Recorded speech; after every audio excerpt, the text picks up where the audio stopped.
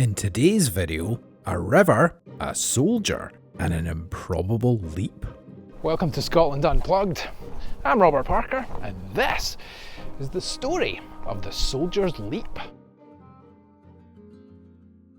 This is Pitlochry. It was originally a Pictish settlement, but the village here really took off when General Wade built his Great North Road to control the Highlands. Then the inns arrived, then the railways, then Queen Victoria, who made it kind of popular. What you see today is a Victorian tourist resort. I like it. I have a lot of happy memories here from over the years. This part of the country is known for being beautiful, but I have heard there's a particularly good view just up here. This is the Queen's View. From here you can see right across Loch Tummel behind me towards Schiehallion, the fairy mountain, which you can't see at the moment because it's under a layer of cloud. And if your eyes are good, on a clear day you can see the mountains round Glencoe.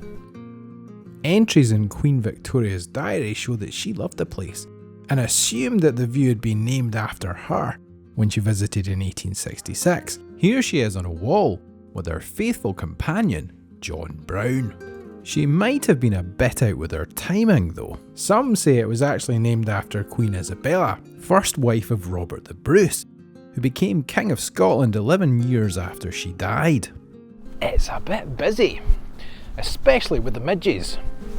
Whoever it was named after is quite something, but it's not the reason I'm here.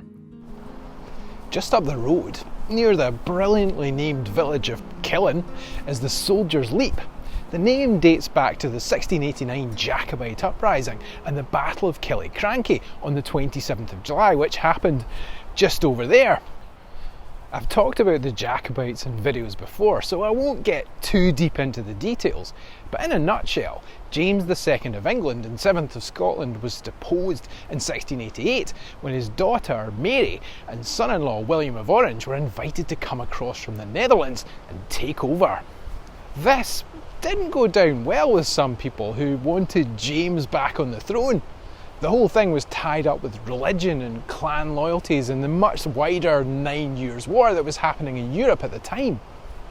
James's supporters were the Jacobites, Jacobus being Latin for James, and the opposition were known as the Williamites, a name that hasn't lived on quite as well. The Battle of Killiecrankie was a big victory for the Jacobites, despite being outnumbered by some estimates 1,000 men. But they lost about a third of their own army, and their leader, John Graham, Viscount Dundee, known as Bonnie Dundee, was killed, which effectively put an end to the 1618 uprising, although not all uprisings. Donald McBane was a Williamite soldier in the battle. He was born near Inverness in 1664. His father owned a farm and a pub, living the dream, but he sent Donald to work as a tobacco spinner. And according to his own autobiography, Donald was mistreated. He left and enlisted as a soldier in 1687. Donald was a redcoat. The story goes that he was chased here by Jacobites after the battle. He supposedly jumped from that flat rock down there over to the other side. It looks a wee bit what proper outdoors people call technical. This is an excerpt from his own book, The Expert Swordman's Companion, published in 1728. Modest title: At last they cast away their muskets, drew their broadswords, and advanced furiously upon us, and were in the middle of us before we could fire 3 shots apiece, broke us, and obliged us to retreat. Some fled to the water, and some the other way. We were, for the most part, new men.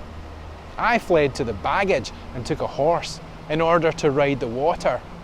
There follows me a Highland man with a sword and targe, in order to take the horse and kill myself. You'd laugh to see how he and I scampered about. I kept always the horse between him and me. At length he drew his pistol, and I fled. He fired after me. I went above the pass, where I met with another water, very deep. It was 18 foot over, betwixt 2 rocks. I resolved to jump it. so I laid down my gun and hat and jumped. Apparently, he lost a shoe. Obviously, he wrote his autobiography, so we know he made it. Donald went on to a life as a career soldier and a legendary sword fighter. He's a video all of his own, even without his jump. But is it true? Historic Scotland called it an improbable leap of around 5 metres across the rapids of the River Garry. And they're not wrong. In Donald's defence, the long jump record is 8 metres 95, although Mike Powell probably had a bit more of a run-up when he set that, and he probably wasn't landing on a rock. I think if I was being chased down by a bunch of angry Highlanders, I'd probably give it a go. But right now, I don't fancy proving it.